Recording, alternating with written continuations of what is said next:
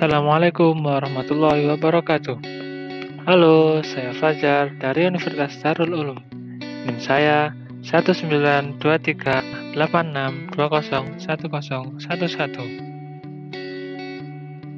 Konseling individu. Dosen Dr. Baharudin Al-Habsyi, MPD. Di sini saya akan mempresentasikan tentang konseling Threat and Factor. Pelopor perkembangan konseling yang terkenal adalah E.G. Williamson sebagai pemantau rektor urusan akademik dan kemahasiswaan pada Universitas di Minnesota.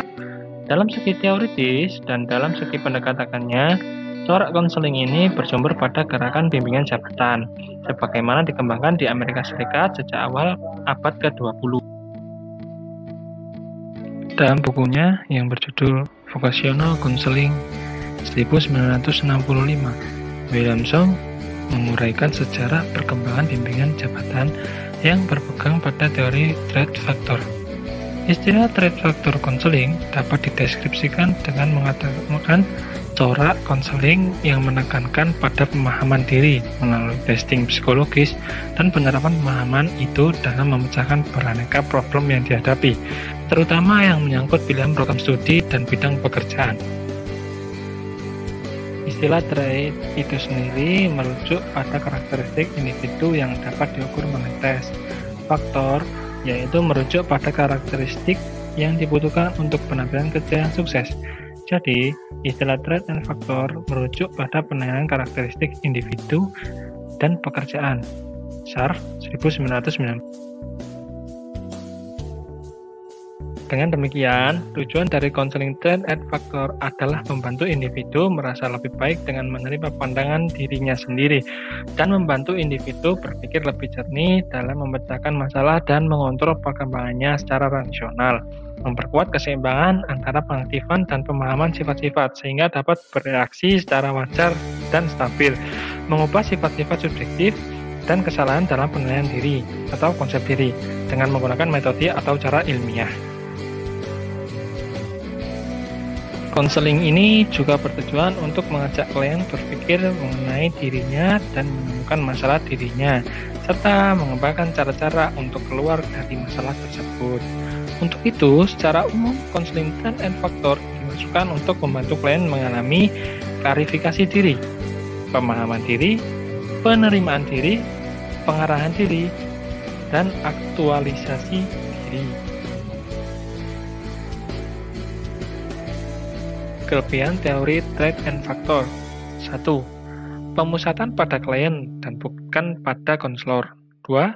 Identifikasi dan hubungan konsili sebagai wahana utama dalam mengubah kepribadian. 3. Lebih menekankan pada sikap konselor daripada teknik. 4. Memberikan kemungkinan untuk melakukan penelitian dan penemuan kuantitatif. 5. Penekanan emosi, perasaan, dan efektif dalam konseling.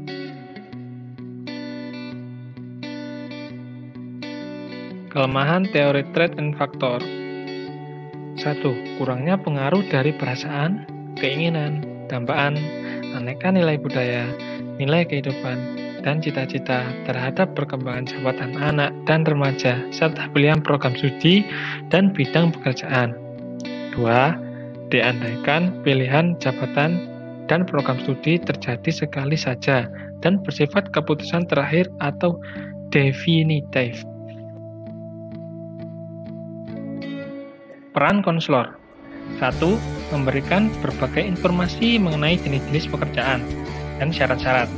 2. Mampu membantu konseli memilih pekerjaan atau karir. 3. Mampu menggambarkan pilihan karir yang diharapkan oleh konseli.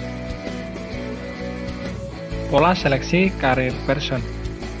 Memperoleh pemahaman diri, memperoleh pengetahuan tentang dunia kerja, dan mengintegrasikan informasi tentang diri dan dunia kerja.